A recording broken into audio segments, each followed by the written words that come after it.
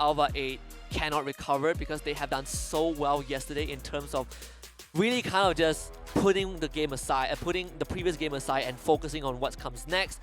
It's good to see that, there's not much tension. These guys are still very much kind of in the element. I don't know about not much tension, right? It feels like they're having a heated argument on what they need to fix on their draft. They looked a little bit stumped here, and I'm worried. I'm really worried for ALVA 8 right now. Yeah, it's fair to say the only thing that had a bit of a problem was that goal lane. Everything else was as good as it can be. But of course, for Tiger Wong Esports, they definitely are in the driver's seat. It's a spot that they are very, very familiar with. They're always in the driver's seat. I'm genuinely curious, what are they eating right now? Because it kind of reminds me of a childhood chocolate. Is it the chocolate?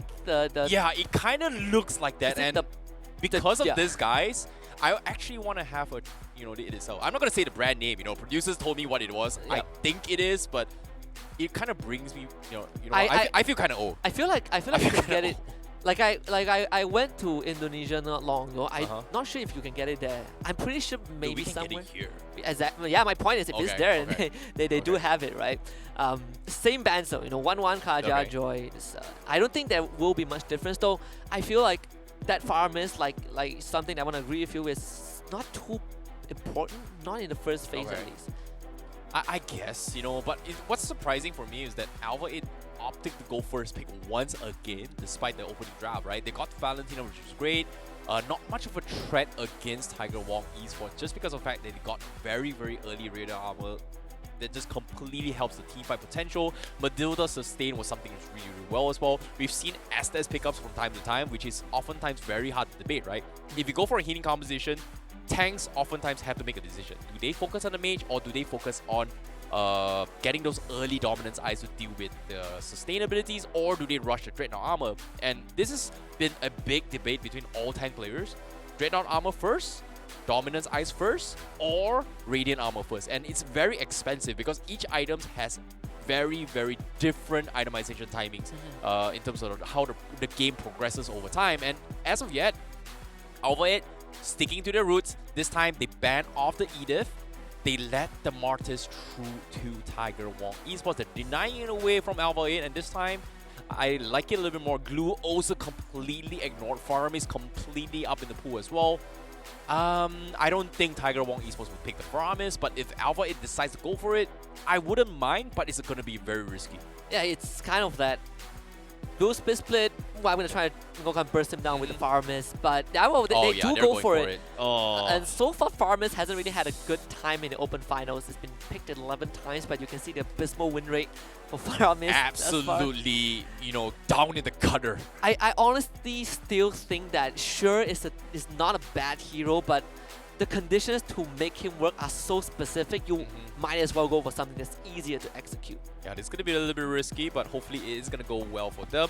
However, will Tiger Wong kind of mirror the matchup? Because we've seen teams kind of mirror it with Diggy back in the previous seasons. I like the Yuzhong pickup as well, coming from ALVA 8, kind of solidified that Tiger Wong Esports will have a very difficult time to chunk through the Coward Altar. However, Xavier is something that is really, really good. We talk about Gojo Satoru. I think the Xavier is a great way to deal with the Coward Altar. It's pretty much guarantees wave clear, or in terms of the entirety of the Coward Altar in general, right? But that is if you don't get dove on by the Yuzhong, right? There are ways to kind of just get on top of you. I think Farsa also kind of faces the same problem. If you're not careful, this Yuzhong is going to go into Black Dragon form, dropped on you, petrify, and you just get forced away from the fight. But that's just a usual thing, right? There's not much answers to that. I do think that, the Farsa does exactly the same thing. You still get to deal with the Cult Altar the way you want to. The onus right now is on ALVA 8. You have the XP laner, you have the mid laner. Who goes into the jungle, right? You are leaving a big hole in that draft that Tiger Wong can now just specifically target. And the Melissa ban is a very good understanding of just eliminating a hero that can keep your team away. I'm a little bit surprised by Tiger Wong banning off the Melissa, right? Considering that Melissa is a decent way to deal with both the Black Dragon as well as the Cloud Altar, so they might have been able to pick it up for themselves. But what's even more concerning right now is that, is this glue going to be XP, or is this a roaming roamer coming from Tiger Wing Esports? And so far, they are I would say, comfortable with playing triple tank setup, right? Tank jungler, tank XP, as well as tank roamer. But I feel like in terms of damage output, it is going to be very concerning for Tiger Wing Esports, and ALVA 8 may look to punish this. And there are not a lot of heroes that can actually deal with high tankiness, and besides for carry, maybe even the clean is pretty good as well. But do they want to stick with that? Cloud is pretty decent with the DHS, but I don't think it's going to be enough to deal with all the tankiness coming from Tiger Wing Esports. But as of yet, they've banned off Harith, they've banned off the Brody once again. What is Safra going to play? Is he going to play the Clint, or is he going to play a potential carry in this regards? And most of the marksmen is just taken out of the equation right now. If we go down the list, probably you're looking at Clint, Claude, carry. I don't know. I haven't seen Granger. I don't know if you want to. Yeah, Granger's pretty decent as well. Super underrated. Jungle Granger isn't too bad. They can force the Martyrs into XP. Not necessarily my personal favorite, but there's the Beatrix. What are we talking about? We completely forgot about the Beatrix. Now we get to talk about the rest of the marksman pool. Okay, 30% win rate. That's kind of sus. I'm expecting a little bit higher win rate coming from Beatrix. It's just overall so good at dealing in overall team fights as well. Yujong can't exactly sustain through the entirety of damage. Kaurata gets completely decimated by the RENO shots. And well, now we really, and I think a lot of the win rate has been taken away by Moskov, right? So many teams are first facing him. Now we get to go down that list. Without Beatrix in the pool, there's generally not much left. Like, I think carry is a horrible idea because I don't think you can even be in vicinity of a team fight, right? The Feather Airstrike completely destroys you. Yeah. Beatrix outranges you, and you have so many layers of damage you need to go through. So they go for the Ling and the Lolita. And we are what? XP Yujong? So gold lane Yujong? XP Valentina? Gold lane Valentina? Nah. Okay, I've seen it happen. Well, at least there's a balance of mixture of damage, right? It's fine. just not full like magic, but okay. I mean, definitely creative. Okay, there is going to be a lack of mobility coming from Tiger Wong Esports when it comes to split push potential, but there is going to be a lot of emphasis on how Zion is going to be playing in this game as the link. So this is going to be a very, very risky composition from ALVA 8. I like the idea. They're going for split push composition. Tiger Wong has no choice but to force a 5v5. So it seems like ALVA 8's draft, they're looking to dodge fights throughout the entirety of the game. And I guess it's a pretty smart strategy considering that how game 1 went against Tiger Wong. And then there's just no marksman that they favor, I suppose. But this is an issue that we discussed last week in terms of drafting when you have a Pharah miss, right? Ling is one of those few heroes that doesn't really benefit from the Call Altar because most of the time he's not going to be in the area of effect. So you have the Call Altar to protect your team, sure, but if your Ling dies, then I feel like you are going to lose out on so much tempo. This seems to be another attempt at ALVA 8 trying to play a snowballing draft, just a different version of it. Well, this is going to be a very, very difficult one, but without further ado, let's find out whether or not will they bounce back for game number 2, or is it going to be a clean sweep? This is game number 2 of ALVA 8 going up against Tiger Wong Esports. When we say creativity, when we say you know, very distinctive drafts, they are definitely on there. They're definitely there, right Top there. 1 right now. Second place, top 1 is still the Jungle Minotaur. I think nothing tops that as of now, but I think ALVA definitely a close second. Jirachi not doing too well. The very early pressure coming out from both the Glue and the Fasa, and Jirachi, he's going down. First blood for Rins. What are you doing there, Rins? Like, why are you here instead of mid lane? That's a little bit interesting, but I guess Tiger Wong Esports is just taking advantage of the fact that ALVA 8 doesn't have very quick wave clear down middle, and he's got the wing swiping to actually rotate the lane. So I guess that's a very interesting way to play a Farsight, and it's actually working out in Tiger Wong's favor. And he completely screws over Jirachi because right now he's going to have his wave cut, he's going to be behind in experience, and you know, all the stack together, he might not hit level 4 in time for the first turtle fight as well. He just hit level 3, he needs a wave and a half, and he's not going to get it. Yeah, it's going to be tough as well, considering Yujong, if he lands a steal, the Glue is going to be able to punish him as well. Zayed looking to cancel off the wind nature there, but at the same time, Tiger Wong doesn't really matter about this. They're just playing them safe. They want to make sure that Risley has a pretty good time against Yujong, but once Yujong has the level 4, things are going to get a little bit difficult for Tiger Wong Esports. However, the Petrify is still on cooldown before this first Lord Turtle fight, and hopefully, I guess, that's going to be ALVA 8's strategy. They want to make sure he heads his 4 first, and seems like Tiger Wong, they're not looking to contest this as well. Ling is in position, setting up. He doesn't go for the purple buff yet, but bottom lane, the snipe comes in! Zafriel getting a shot onto his Aaron Shiki, and this is the second time Aaron Shiki has been sniped from across in that bush, and this is not helpful for him at all. Immediately, we see a response down middle as well.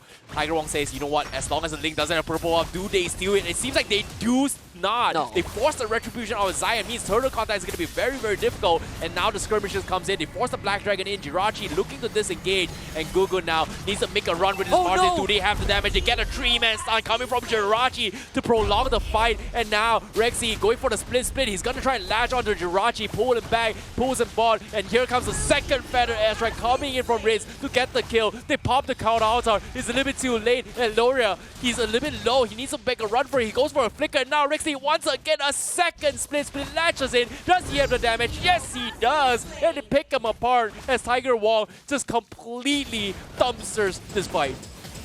Aaron Shiki having a terrible series so far, and that team fight basically just shows us that ALVA 8 don't really have the tools to deal with Rexley. Not in this early stage at least. And sure, Zian got the purple buff, only got an assist, and that fight was just saved by a good treatment. Petrified on Jirachi, but at the end of the day, Tiger Wong Esports just got so much more out of it. And this mage, gold laner, it's not gonna work out. I mean, he's out of range. No. Nani is dead. They respond with their own feather airstrike, and just a bit of a rocket barrage to finish off Vinsmoke. Oh, that was so desperate coming from ALVA 8. They should not have gone for that fight. They just didn't have the follow-up. And even though they were able to slow down Zafriel, but losing their life, not necessarily good as here, because Tiger Wong is going to get a little bit more space. Zion once again getting interjected once again by Tiger Wong. The rest of the teams are here, and they need the Lolita. They need a big fat Dominant Blast, but it's going to be difficult. Retribution again is going to get stolen, and Goga gets the kill, and they are going to go dive. Double kill for Tiger Wong Esports now, looking for the triple, the third decimation from Gugun. 3 kills in a row, and Aaron Shiki all the way to the bottom. The Feather Astra comes in. Here comes the harassment for Aaron Shiki. It is a little bit desperate, but is he going to survive? No, Zafriel will flicker forward to get the finish, and Tiger Wong, once again, a complete dominance in both games. I know it's early to say this, but this game has already gone out of control pre-5 minute. Bling, another problem is that you dive in, if you get hit by the Ashura, which can be buffered by Gugun, no way. There's no way you get your spells off, and now Dadido, he's going to try and cut them off. Doesn't find an angle, but Zian, he's already out of the fight, and this Ruby, he will not be touched. Tiger Wong is having a fantastic game. Vinsmoke is level 5, and just look at this. He really wants that purple buff. Goes into a Tempest of Blade, drops right down, gets immediately hit by the Ashura and decimated. And the rest was just history. The decimation kills on top of it all. It's going to just completely pop off. And this is very, very concerning for ALVA 8. However, we do see a little bit of harassment once again. Zion this time without purple buff. This is going to be a landed property right now.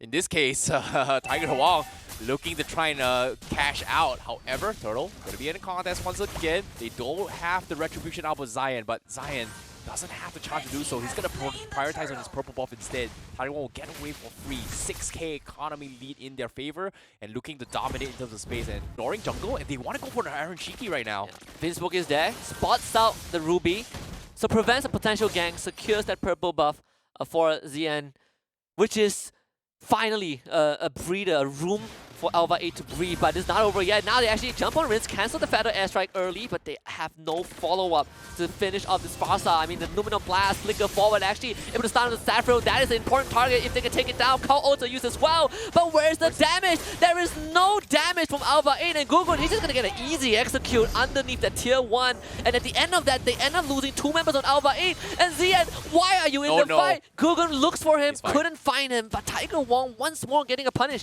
Oh, this is actually weird because they've got the perfect counter engagement, but they just don't have the damage to follow through. It's very, very weird. I want to see the items on how Tiger Wong is progressing, but at this stage of the game, I don't think the items matter because economy-wise, they're just so far ahead coming in from Tiger Wong Esports, and at this stage of the game, they can just tank through all the outbursts coming from ALVA 8. But as of yet, as soon as I say this, Dominance Eyes purchase up on the glue, Radiant Armor on the Martyrs means there is some sort of a distraction for both the Yuzhong as well as both the Valentina. So this is kind of concerning. Berserker's Fury up on Zion. Hopefully that is going to be enough. But as of yet, the Link just getting completely punished for this fight as well. Rexley, look at this. He just doesn't really mind this. He's got the split, but middle lane, they get to dive on Allura once again, and mid control is in favor of Tiger Wong. And Rexy, he's 1v2ing this one. No problem. My God. He's gonna dive. He's gonna dive onto Jirachi with the spin sticks onto him. Better air strike. There it is. Black Dragon Form forced to be used. The final strike didn't connect. Rexley now in enemy lines, but they cannot catch him. Oh, Allura could not pull him back to extend the fight, and at the same time, I don't think it's worth it. Tiger Wong has got the full team here. Safru is here as well, looking to threaten tier 2.